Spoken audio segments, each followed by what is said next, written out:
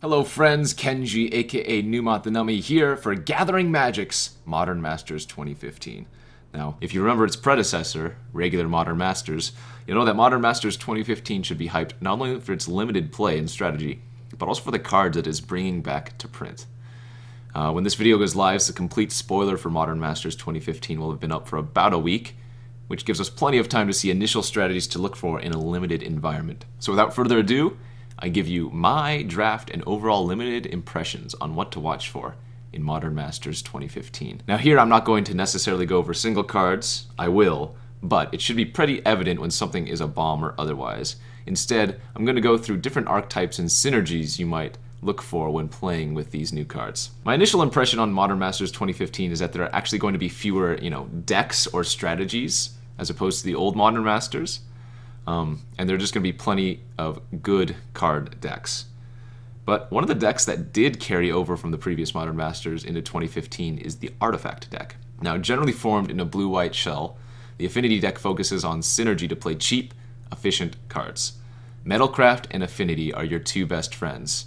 Cards such as Mirror Enforcer, the 7 colorless 4/4 with Affinity for artifacts, and Rusted Relic, the 4 colorless Metalcraft, it becomes a 5/5. These are cards that can come down early with enough help and immediately provide a huge presence on the battlefield. Combine these cards with the powerful Mirrorsmith or Cranial Plating, and you have an effective way of vanquishing out the opponent. The problem with this is this archetype, if it's open, will be great and it will be extremely powerful, but if there are multiple people drafting it, I'm not sure it can support that many people. They'll be fighting for all of the artifacts, and you just won't get enough of the good artifacts in your deck to enable the Metalcraft cards. Another strategy that is similar to an archetype in the previous Modern Masters makes its way into Modern Masters 2015, and that's the green-white tokens list. While the green-white token deck of old was mainly focused on the synergy between Thalids, this time around we get a number of high-power cards that create tokens to overwhelm and swarm your opponent. Cards such as Selesnya Guildmage, Scatter the Seeds, Bestial Menace, Spectral Procession, Raise the Alarm, and even cards like Kozilek's Predator are all great for this deck. And that doesn't take into account the absurd rares, such as Ant Queen, which is a 2 green 3 colorless 5/5, which can poop out as many 1/1s as you want, or Wolfbriar Elemental. Yeah, those are just insane rares for the green-white deck. Pick up one of the multiple ways to pump your team, such as Sigil Blessing, and you've got a great deck capable of just overwhelming your opponent. Somewhat similar to the green-white token strategy is the black-white Arcane Spirit deck. Now, I took a little break during the Kamigawa block, but I have drafted with these cards before, and there are certainly some interesting synergies that you can do.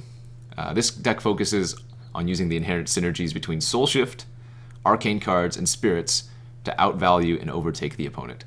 Commons such as Waxmane Baku and Thief of Hope, they seem innocuous at first, but they will easily take over the game if your opponent does not give them the credit that they deserve.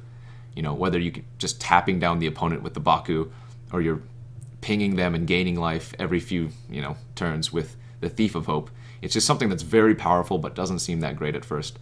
I'm really interested in seeing how this deck functions and comes together in a draft, seeing as how it doesn't feel like the deepest of strategies, but a lot of the most powerful cards for the Arcane Spirit deck are common, which means you are capable of picking up, multiple copies. This is something that'll just have to be tested through playing the format out multiple times and figuring out if it's a good deck or not. Another strategy which comes back from its days in Magic 2012 is the red-black Bloodthirst deck. Now, this is a format which was very, very fast, and this deck focuses on damaging the opponent out early and playing out powerful creatures that are cheap for their relative power level. Cards such as Vampire Outcasts. It's a 2 black 2 colorless 2/2 with lifelink, but if it is enabled with Bloodthirst, it becomes a 4/4. That's pretty great. Blood Ogre, 1 red 2 colorless 2/2 first strike. Bloodthirst, it gets a +1/+1 counter. And Gorehorn Minotaurs, 2 red 2 colorless 3/3, and has Bloodthirst too. These can all come down prior to turn 5, and if Bloodthirst is enabled, will quickly take over the game. All you have to have done is damage the opponent, which means these strategies are going to be extremely fast and punish opponents who stumble on their mana even slightly, or maybe just have a slower deck. I would say last of the obvious archetypes in Modern Masters 2015 is the blue-red elemental deck. Now looking through the spoiler, there are a ton of elementals, and this deck mainly resolves on being able to play an early Smoke Braider, which is the 1 red, 1 colorless, 1/1 elemental, which you can tap to add 2 mana of any color combination to play for elementals, and then ramp into a plethora of powerful other elementals. Cards such as Spite Bellows, Soulbright Flamekin, Incandescent Soulstoke, Muldrifter is an elemental, Air Servant, and Water Servant are all powerful cards when combined into a cohesive elemental strategy can just really take over. I definitely see this being a great deck to draft if you can pick up a few early Smoke Raiders, but otherwise you're just going to be blue-red good stuff. I think those decks listed are all the most obvious strategies we have for Modern Masters 2015, but there is one more strategy I do want to talk over, and that is Proliferate. Now, Proliferate's an interesting mechanic.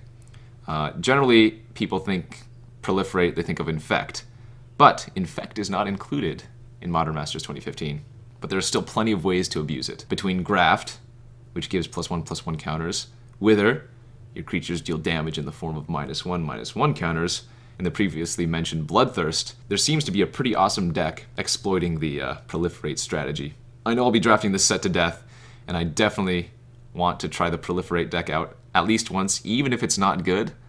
I'm not saying cards like Inexorable Tide are going to be slam first picks, because generally 5-mana enchantments need to have an extreme ability for them to be good, but something like Thrumming Bird, which is, you know, the 1 blue, 1 colorless, 1/1 flyer, and when it deals damage to an opponent, you get to Proliferate. Well, those cards might be sleeper cards in that deck. Anyways, before I close out, I wanted to briefly mention the Eldrazi, because I'm sure, you know, everybody's wondering how they are going to function in this limited environment. Well, my suggestion to you would be this. Just like in Rise of the Eldrazi, I would try to stay away from playing any of the big Eldrazi's, you know, namely Emrakul, Kozilek, or Ulamog. Obviously, they're insanely powerful, and if you resolve them, you're probably winning that game, but they're just so expensive and probably not worth it. Other Eldrazi, such as Ulamog's Crusher, which is 8 colorless, and Artisan of Kozilek, which is 9 colorless, are at least feasible to cast and are still very, very good. So I would try to veer away from the 3, you know, namesake Eldrazi, but the other 2 you can probably still play just fine. Anyways, I hope you guys have enjoyed this look at draft expectations and initial impressions for Modern Masters 2015. I hope to see you all at GP Vegas coming at the end of the month. It's going to be a huge event playing with this set, sealed and then draft, and I know everybody's looking forward to that. As always, you folks can catch me on my stream, twitch.tv/Numot The Nummy. You can follow me on Twitter @Numot The Nummy, and if you're looking for additional video content, you can subscribe to my YouTube, Numot The Nummy. Thanks for tuning in, guys, and looking forward to the next one.